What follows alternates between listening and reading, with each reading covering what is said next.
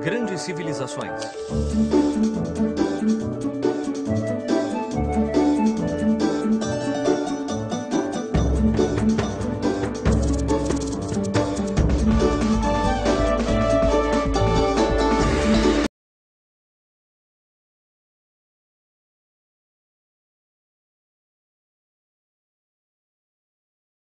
O Antigo Egito, primeira parte. Quando pensamos no Egito, 3 imagens nos vêm à cabeça: as pirâmides, o deserto e o impressionante rio chamado Nilo.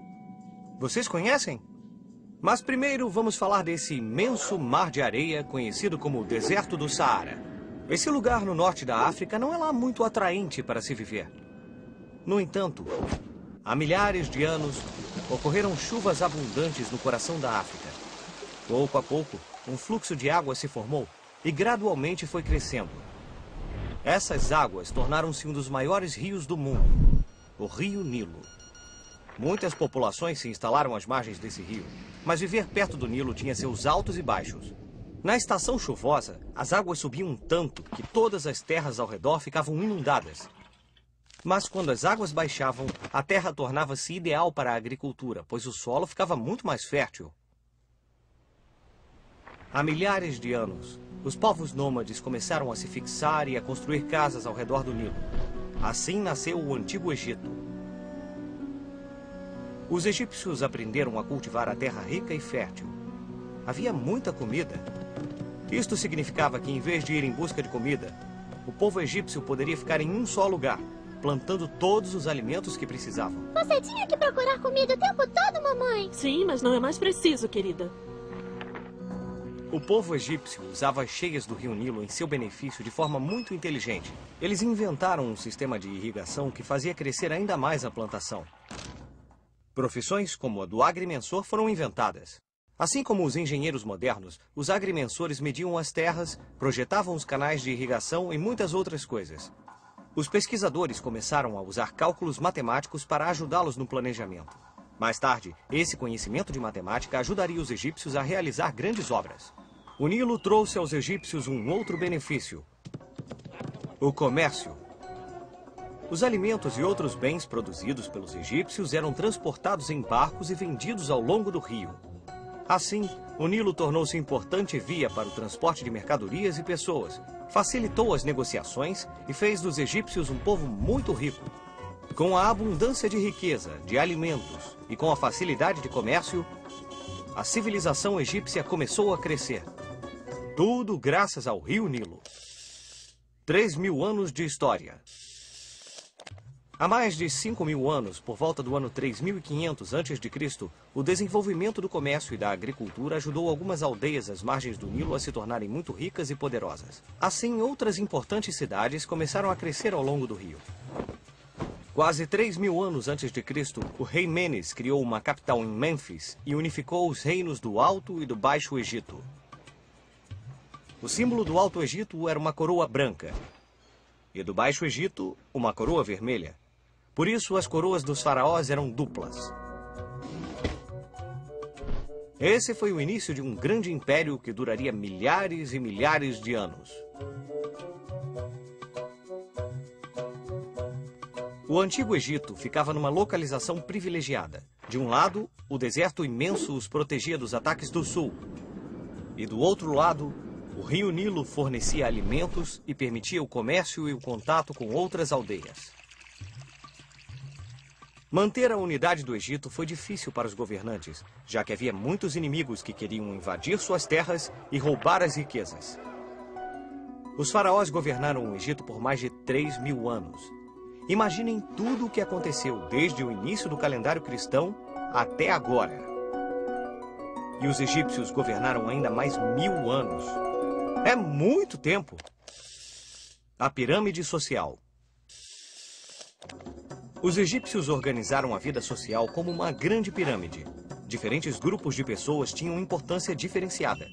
No topo da pirâmide social ficava o faraó. Os faraós governavam o Egito. Todas as riquezas do império lhes pertenciam e eles eram adorados como deuses. Mas a vida do faraó não era simples. Sua obrigação era manter a ordem, controlar a economia, as leis da natureza, as estações do ano, as cheias do Nilo, o movimento dos planetas. Nossa! Era muito trabalho para uma pessoa só.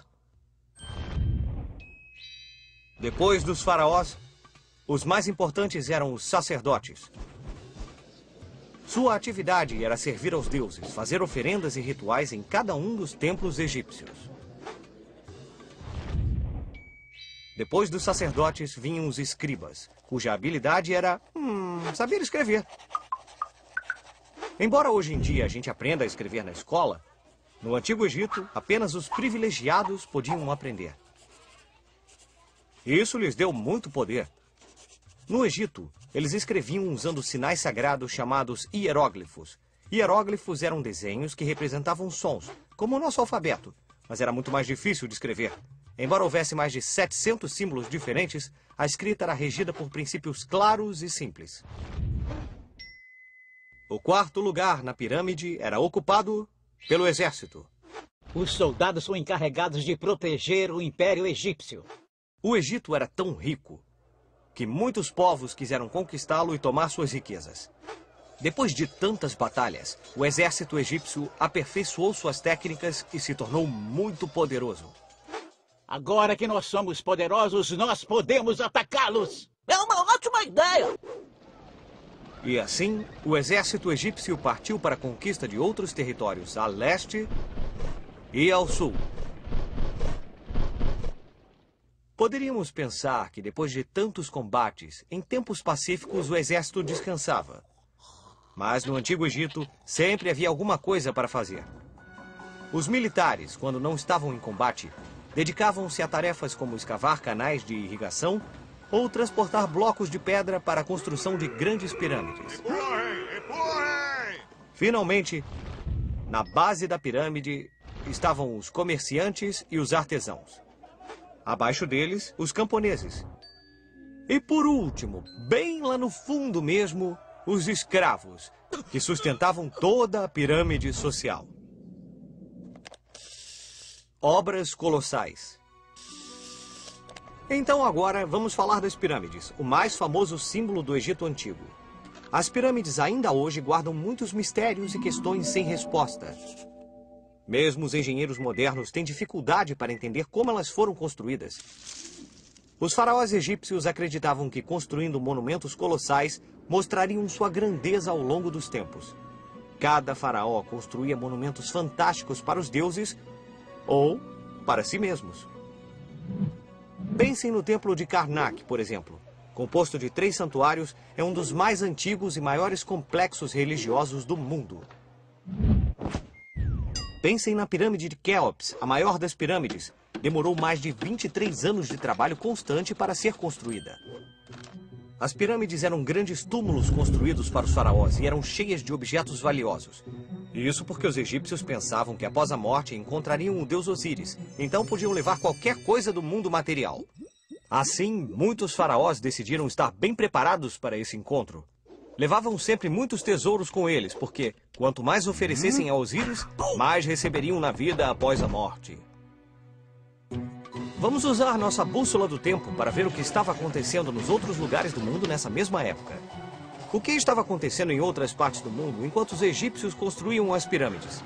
No Vale do Indo, a quase 4.000 quilômetros do Egito, 2 grandes civilizações, nomeadas Harappa e Mohenjo-Daro, dominavam a maior área de todas as civilizações na época.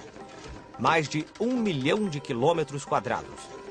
E assim como as águas do rio Nilo levaram o Egito Antigo ao desenvolvimento, as águas do rio Indo também foram vitais para essas 2 cidades. Porque assim como o Nilo, o rio Indo subia uma vez por ano e deixava as terras às suas margens mais férteis. E assim os povos que viviam nesses vales acumularam grande riqueza, tornando-se pioneiros no comércio de artigos de luxo, tais como pedras preciosas e animais exóticos. Vestígios desses comerciantes foram encontrados em lugares tão distantes quanto a Mesopotâmia. Quer dizer que esses comerciantes antigos viajavam para tão longe? Parece que sim. E não é só isso. Vestígios da cultura Harappa também foram encontrados no Irã e na costa oeste da Península Arábica. Na segunda parte do episódio sobre essa apaixonante civilização, nenhum segredo do Antigo Egito que nos foi revelado é tão assustador quanto o da maldição de Tutankhamon. Quando a tumba de Tutankhamon foi aberta em 1922, todos ignoraram os avisos sobre a maldição. Ao longo dos anos, várias mortes misteriosas aconteceram com quem estava lá no dia da descoberta. Desde então, fala-se sobre a maldição de Tutankhamon.